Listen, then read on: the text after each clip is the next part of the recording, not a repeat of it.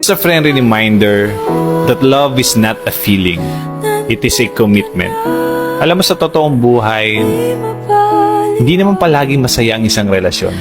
Dadaan at dadaan kayo sa maraming problema, maraming pagsubok, maraming misunderstanding, tampuhan, away, at haharap kayo sa buhay na hindi naman madali. Kakaroon kayo ng sawaan, mawawala yung excitement, yung spark. Kasi nasanay naman talaga kayo sa isa't isa. Pero alam mo, sana ang huwag mawala sa inyo is piliin yung mahalin yung isa't isa. Na sana kahit anong pagdaanan yung pagsubok, andyan kayo para sa isa't isa.